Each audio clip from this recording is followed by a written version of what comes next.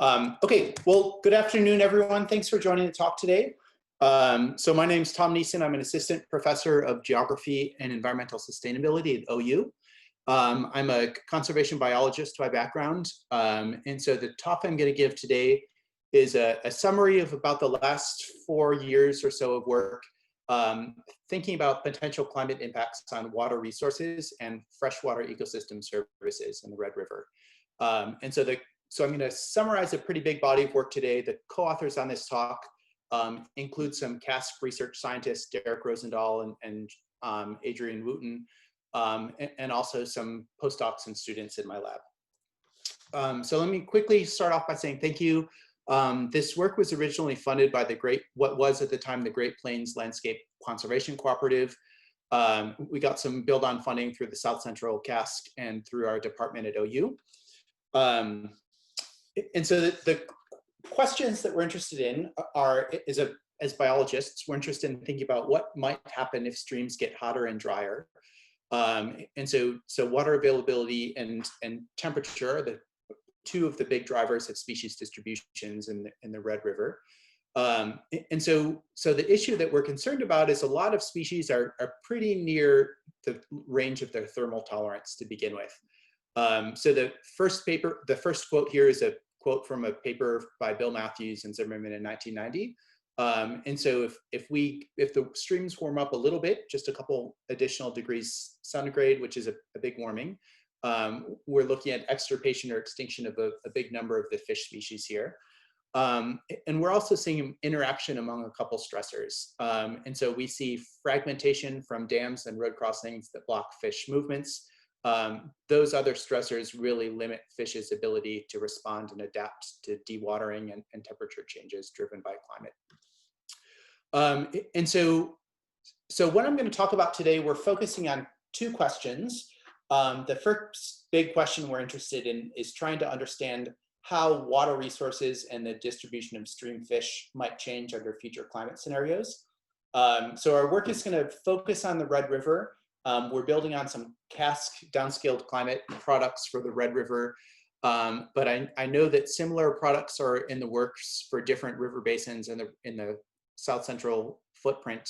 And so this is work that we think could be scaled up or replicated in different basins across the South Central region. And so the second question we're interested in is, if you know something about how water resources and stream fish distribution might change among future climate scenarios, what are some of the strategies that we might use to adapt or mitigate some of those impacts? Okay. And so a lot of the work I'm talking about today is going to build on some of the regional climate downscaling and hydrologic modeling that's been done by CASC scientists or with CASC support. And so I didn't see Emma Custer's talk this morning, but I think from the agenda that Emma maybe provided an overview of some of these products. And so I'll skip the details here, but briefly, we're building on some regional climate downscaling that was led by CASC scientists. So that's published in the papers by McPherson et al., their final project report, and then a couple of papers by Bertrand and McPherson in 2018 and 2019. Those regional climate downscaling data were used to drive some hydrologic models for the Red River Basin. And so what we have really is a set of predictions of temperature and water surface availability across a total of 9 climate scenarios. So we've got projections coming from 3 GCMs. Those 3 GCMs were chosen to span a range of wet-dry bias among the climate models. And then for each of those 3 GCMs, we're exploring 3 emission scenarios here. Okay. And so one of the things we can look at is just looking at what are projections of surface runoff among these future climate scenarios. And I'm going to show a lot of these 3x3 panels today. And so what these are showing here is each column is a different GCM. So the first column are all projections from the CCSM4 GSM. The second column are all projections from the MURAC 5. And then each row is a different emission scenario. So the first row is showing projections under a low carbon emission, so the RPC 2.6 scenario. The bottom row is showing projections under what's basically a business as usual projection of the RCP 8.5 scenario. And so these maps are showing projected surface runoff change in the years 2040 to 2060 compared to the recent historical period of 1990 to 2010. And so this is pulled from a paper that our recent postdoc Hamed Zamani Sabsi led in the Journal of Hydrology Regional Studies. And so what I think the takeaway here from this figure is that we've got tremendous variability in surface water conditions, both spatially and then among climate scenarios. And so there are climate scenarios where things look uniformly drier, and then other climate scenarios where you've got a good amount of increase in the wetness across the basin. And so kind of thinking ahead, one of the questions we're interested in is how do we make decisions about water resources and freshwater ecosystem services, given this pretty big uncertainty in future climate conditions? Okay. So one of the first things we did, and this was a master's thesis by a student, Ken Gill, we used those future projections of climate to try to drive some fish species distribution models. And so what Ken did is he took historical distribution data for about 31 fish species across the basin, and he fit species distribution models for the historical period using historical climate data. And then we can take those fitted models and project fish species distributions in the future using these future climate projections. And so what Ken was interested in is trying to understand what's the variability in fish species distributions across different climate scenarios. And so the figure that we're looking at here, each row is a different species. So if you take the top row there, P. hubsey, that's bluehead shiner. And the bar is showing us the variability in that species distribution across future climate scenarios. So the horizontal axis here is the change in distribution of that species in the future compared to the historical period. And so we can see the bluehead shiner does pretty good. So the worst case scenario, this red dot, is the worst climate scenario for that species. The projection is that its range will contract maybe by about 5%. The best case scenario is that species range is going to increase by about 12 to 15%. And so one of the things that pops out here is that we've got big differences among species in the amount of uncertainty about their future distributions. And so if we look at the third species up here, Notropsis sperity, that's the Red River shiner, we've got a pretty tight uncertainty range for that species. And so that's centered, it's kind of slightly positive, but for the most part, the models are all in agreement across those 9 future climate scenarios that we looked at, that really this distribution of this species isn't going to change too much, at least in terms of the way that it's driven by climate. We've got other species though, so if you jump down here to the kind of 6th from the bottom, Lepomis cyanellus, so this is green sunfish. What's really striking here is you've got tremendous uncertainty about what the distribution of this species might look like across future climate scenarios. And so we've got some climate scenarios in which this species might lose 30% of its distribution. And you've got other climate scenarios where it might actually expand its range by about 15%. Okay. One of the other things that popped out of Ken's work is a pattern where we see that common species, meaning those species that were historically widespread, tended to show the greatest absolute change in their distribution across future scenarios. So this is another one of those not 3x3 panels where each panel is showing us a different climate scenario.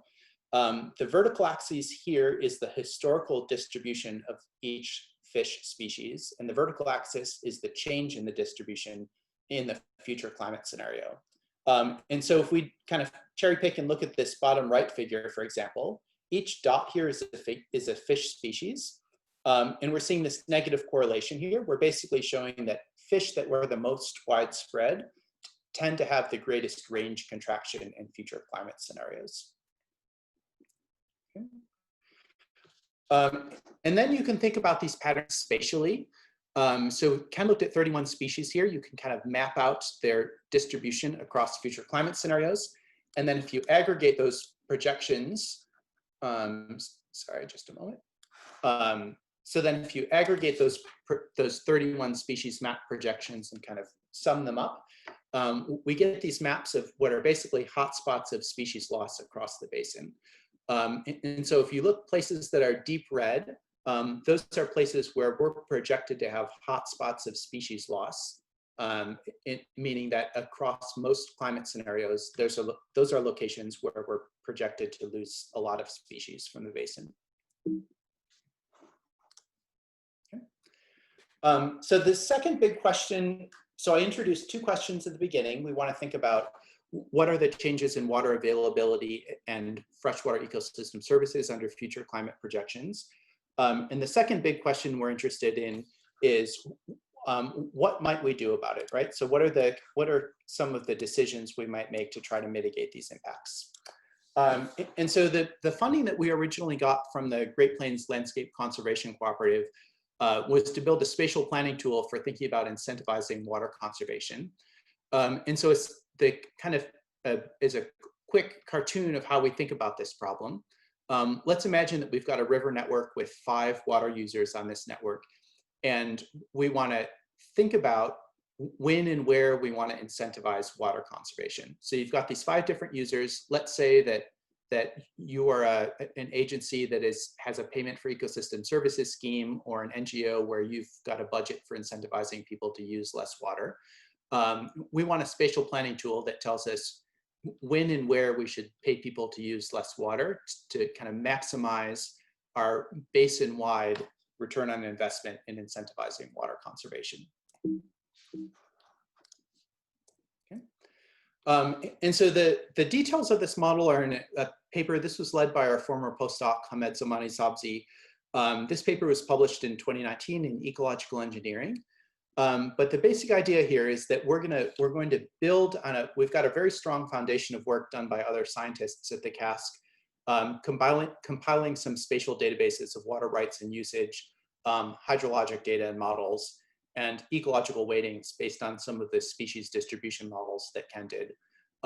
We can take all of those spatial data and put them into an optimization framework where we might say, let's imagine that we've got a budget for incentivizing water conservation. How do we determine how to spend that budget in space and in time to maximize our water conservation savings? And so the way that we think about this problem is that we're really trying to balance 2 goals here. So we can think about societal water satisfaction.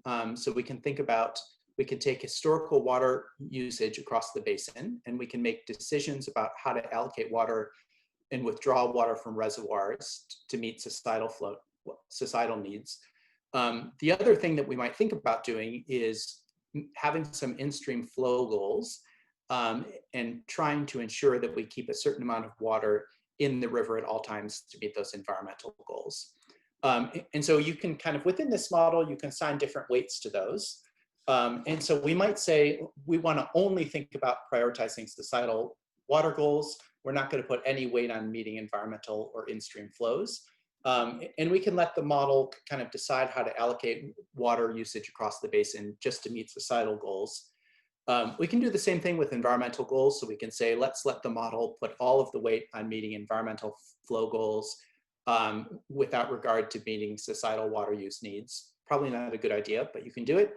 And then that blue line is basically the trade-off curve between meeting those 2 objectives. Okay. So one of the things that we think about is you can then ask, let's say that we've got a budget for incentivizing water conservation. And let's say that our budget is equivalent to 1% of societal usage across the basin. So we're going to say we've got enough money that we're going to pay people to use what is collectively 1% less water. And so that might be 10% less for some people, 0% less for others. And then that green line is basically showing you what happens to that Pareto trade-off curve when you incentivize water conservation so that we're using 1% less across the basin.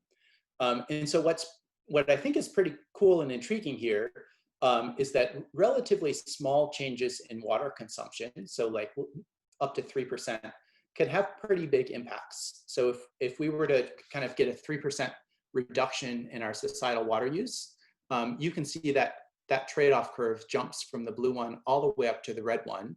And with a 3% reduction in societal water use, we can almost fully satisfy both our societal water needs and our in-stream flow needs.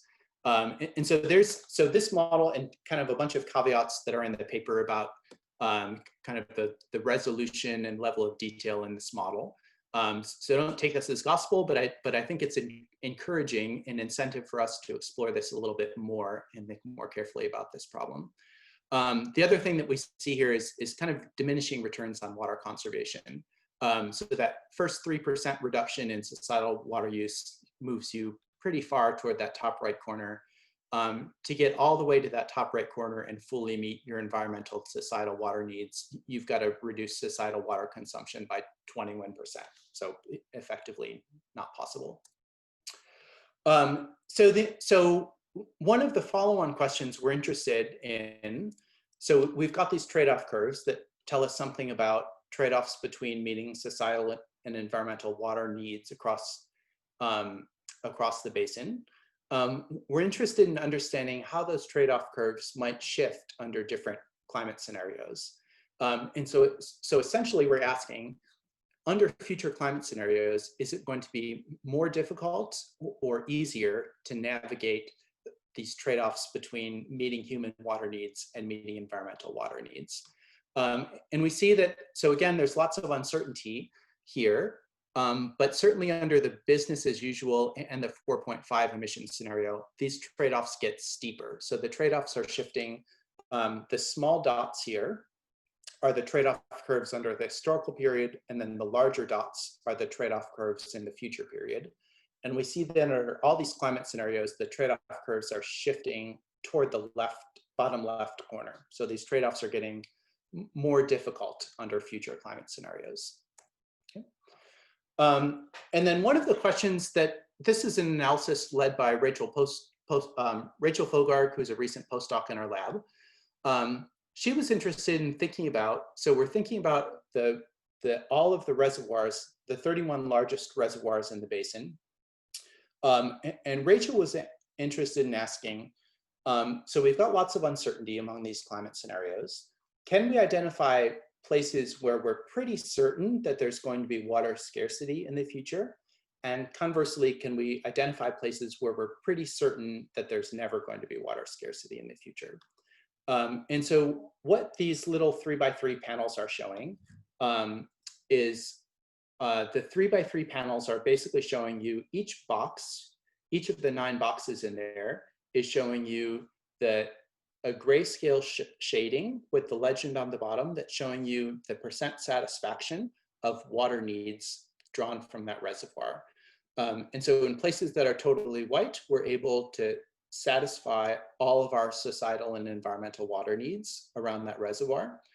And so the reservoirs that are outlined in blue, those are saying across all 9 future climate scenarios, we're pretty confident that we'll be able to fully meet our societal and environmental water needs across those 9 scenarios.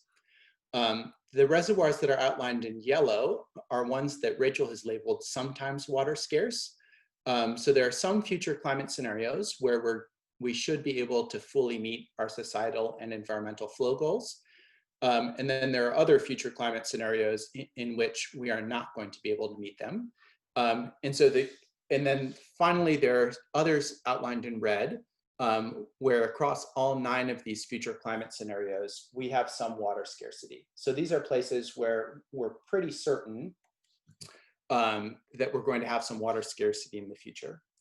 And so what Rachel is interested in thinking about is, well, if we think about both water scarcity and our uncertainty about water scarcity in the future, can that maybe tell us something about the strategies that we might pursue for water sustainability in these different places?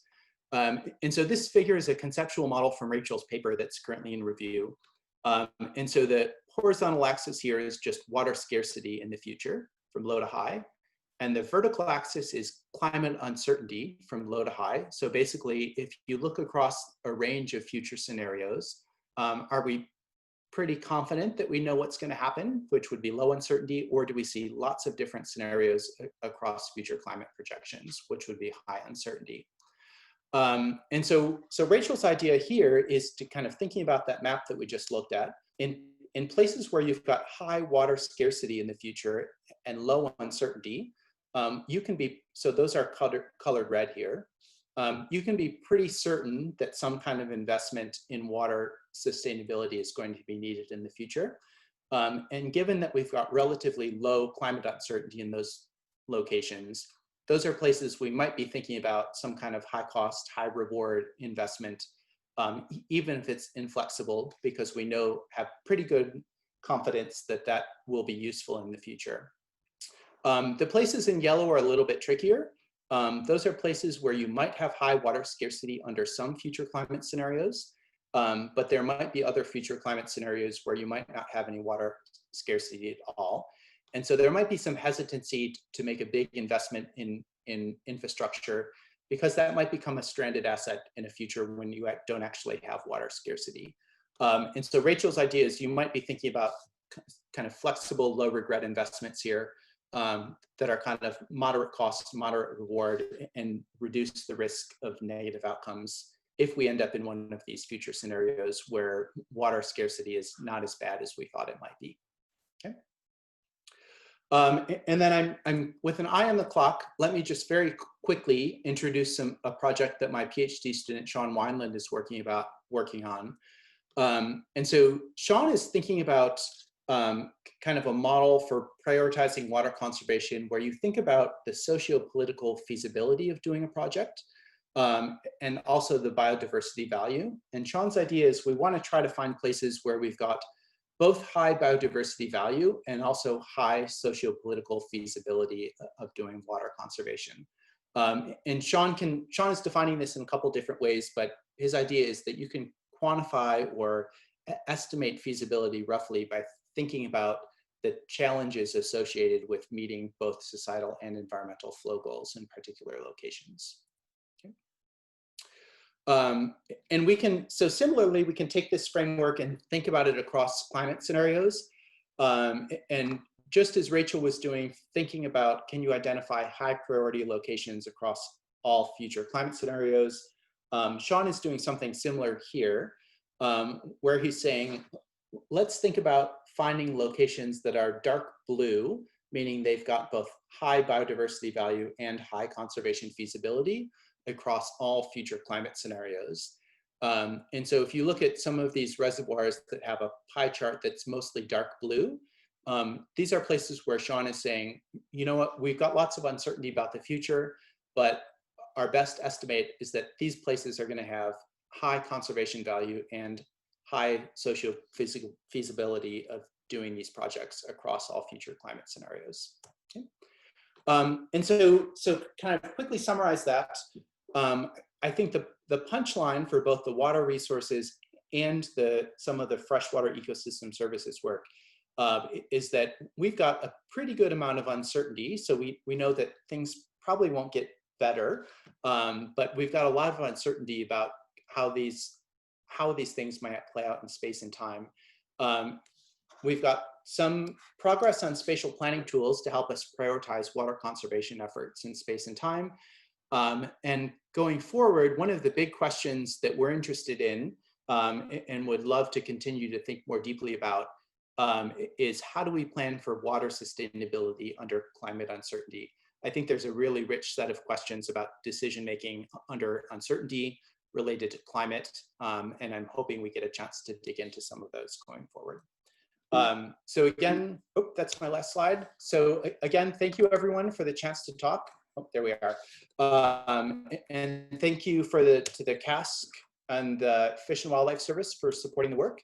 And I'd be happy to take questions in the 5 minutes or so that I've got left.